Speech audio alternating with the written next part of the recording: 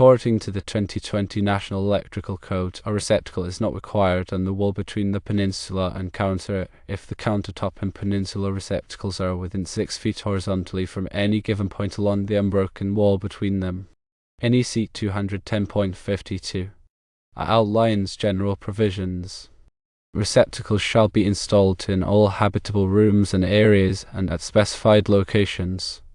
NEC 210.52 A. 2.1 addresses countertop spaces.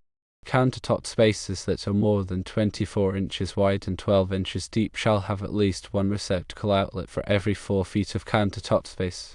The countertop and Peninsula receptacles in your kitchen design are both within 6 feet horizontally from any given point along the unbroken wall between them. Therefore, as per NEC 210.52, A. 2.1 a receptacle is not required on the wall between the Peninsula and counter. In a practical sense, it would be difficult to access and use a receptacle located on the wall between the countertop and Peninsula, as it would be obstructed by cabinetry. Additionally, it is reasonable to assume that any appliances or devices that need to be plugged in can reach the receptacles on either side of the wall. Based on the code requirements and practical considerations, you are not required to install a receptacle on the wall between the Peninsula and counter in your kitchen design. To further elaborate on NEC 210.52, A. It's crucial to understand that this section provides the foundational rules for receptacle placement in dwelling units. These rules are designed to ensure that electrical outlets are readily accessible for the convenient use of appliances and devices. The intent is to minimize the use of extension cords, which can present safety hazards. The general provisions mandate receptacles in all habitable rooms and areas. This means that any room used for living, sleeping, eating, or cooking must have receptacles. Specified locations, as mentioned in the code, refer to particular areas where receptacles are specifically required, such as hallways, stairways, and outdoor spaces. Moving on to NEC 210.52. A. 2.1, which focuses on countertop spaces. This section provides specific guidelines for receptacle placement in kitchens and other areas with countertops. The requirement of at least one receptacle outlet for every 4 feet of countertop space ensures that there are sufficient outlets to accommodate various kitchen appliances. It's important to note that this requirement applies to countertop spaces that are more than 24 inches wide and 12 inches deep. This means that small countertop areas, such as narrow strips along a wall, may not be subject to this rule. The 6-foot rule, which states that the countertop and Peninsula receptacles must be within 6 feet horizontally from any point along the unbroken wall between them, is a key aspect of the code. This rule allows for flexibility in receptacle placement while still ensuring that outlets are readily accessible. It recognizes that in some kitchen layouts, it may not be practical or necessary to install a receptacle on every wall section. The practical considerations mentioned in the answer further support the interpretation of the code. Installing a receptacle on the wall between the countertop and Peninsula may be difficult due to the presence of cabinetry or other obstructions. Additionally, it is likely that any appliances or devices that need to be plugged in can reach the receptacles on either side of the wall. Therefore, omitting the receptacle on the wall between the countertop and Peninsula is a reasonable and safe approach. It is also important to note that the NEC is a minimum standard. While the code may not require a receptacle on the wall between the countertop and Peninsula, you may choose to install one for added convenience.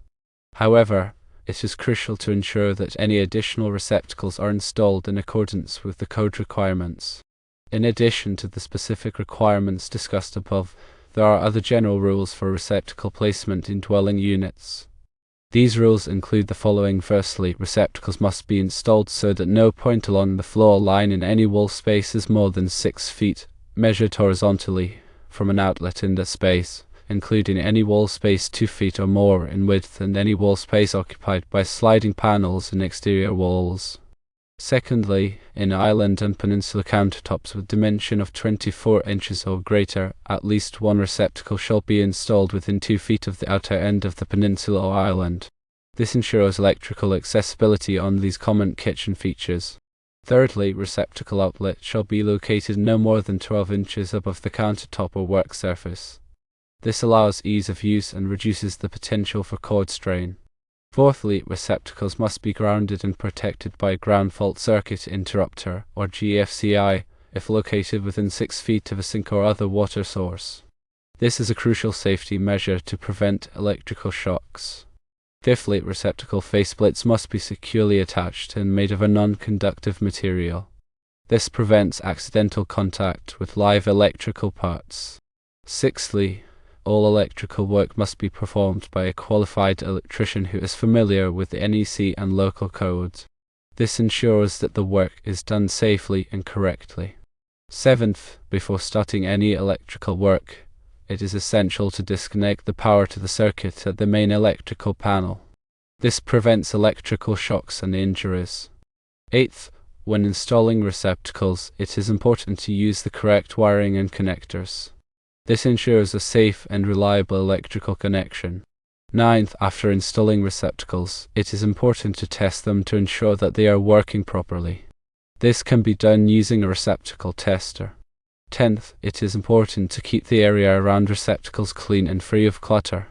This prevents accidental damage to the receptacles and reduces the risk of fire. To further clarify the application of NEC 210.52. A. 2.1. Consider a few additional scenarios. Firstly, if the countertop space is less than 24 inches wide or 12 inches deep, a receptacle is not required. For example, a narrow strip of countertop along a wall may not need a receptacle. Secondly, if the countertop is interrupted by a sink, range, or other appliance, the 4-foot rule applies to each continuous countertop section. For example, if a sink divides a countertop into 2 sections, each section must have a receptacle if it is more than 24 inches wide and 12 inches deep. Thirdly, if the peninsula is attached to the wall, it is considered part of the countertop and the 4-foot rule applies to the entire length of the countertop and peninsula. However, if the peninsula is not attached to the wall, it is considered a separate countertop and must have at least one receptacle within 2 feet of its outer end. Fourthly, in island countertops, at least one receptacle must be installed within 2 feet of the outer end of the island. This ensures that there is a readily accessible outlet for appliances used on the island. Fifthly, receptacles must be installed so that no long cord has to stretch across a sink, stove, or other hazardous area. This prevents accidents and injuries. Sixthly, the NEC also requires that all 125-volt, 15 ampere and 20 ampere receptacles installed in dwelling units be tamper-resistant. This means that they have internal shutters that prevent children from inserting objects into the slots. Seventh, when replacing receptacles, it is important to use tamper-resistant receptacles if required by the NEC. This ensures that the electrical system is up to code and safe for children. Eighth, the NEC also allows the use of multi-outlet assemblies in dwelling units. These assemblies consist of multiple receptacles mounted in a single enclosure.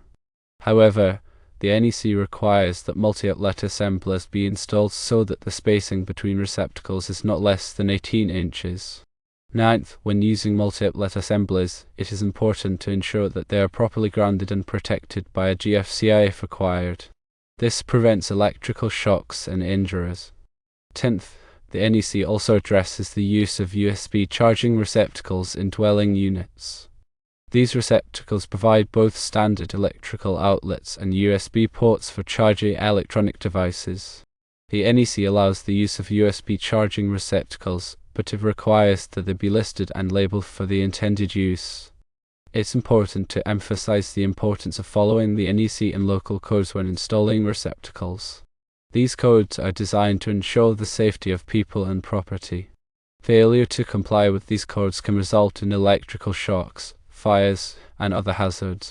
If you are not comfortable working with electricity, it is best to hire a qualified electrician to install receptacles for you. A qualified electrician will have the knowledge and experience to do the job safely and correctly. They will also be familiar with the NEC and local codes and can ensure that the electrical system is up to code. In addition to following the NEC, it is also important to consider the practical needs of the kitchen when planning receptacle placement. Think about where you will be using appliances and devices and make sure that there are enough receptacles in those areas. It is also a good idea to install extra receptacles in case you need them in the future. When choosing receptacles, it is important to select ones that are rated for the intended use. For example, receptacles that will be used with heavy appliances should be rated for 20 amps. Receptacles that will be located near water sources should be GFCI protected. It is also a good idea to choose receptacles that are tamper-resistant, especially if there are children in the home. Tamper-resistant receptacles have internal shutters that prevent children from inserting objects into the slots. This can help to prevent electrical shocks and injuries. In addition to receptacles, it is also important to consider the wiring in the kitchen. The wiring must be sized appropriately for the load that it will be carrying. It is also important to ensure that the wiring is properly grounded. Improperly grounded wiring can cause electrical shocks and fires. If you are not sure how to properly wire a kitchen, it is best to hire a qualified electrician. An electrician can ensure that the wiring is done safely and correctly. They can also help you to select the correct wiring and connectors for the job. When planning the electrical system in a kitchen, it is also important to consider the lighting. The kitchen should have adequate lighting for all tasks such as cooking, cleaning, and eating. There are many different types of lighting that can be used in a kitchen, such as recessed lighting, pendant lighting, and under-cabinet lighting.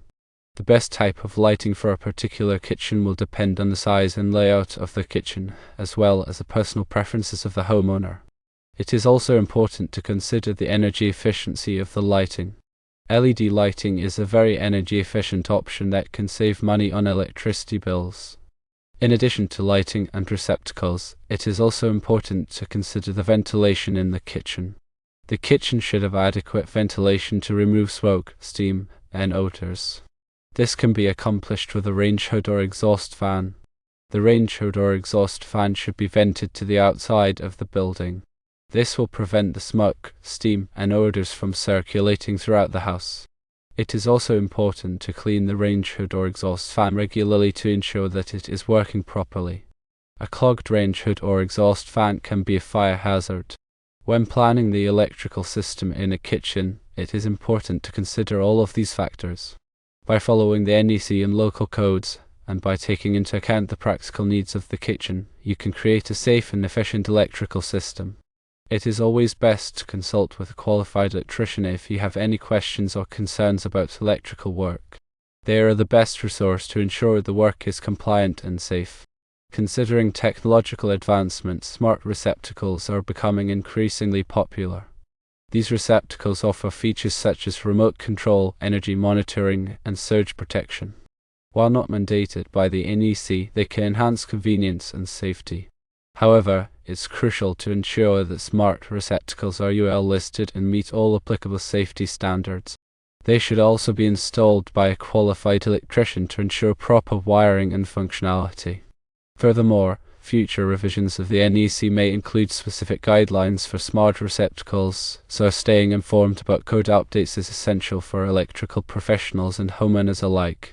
In summary, the electrical design of a kitchen requires careful consideration of code requirements, practical needs, and technological advancements.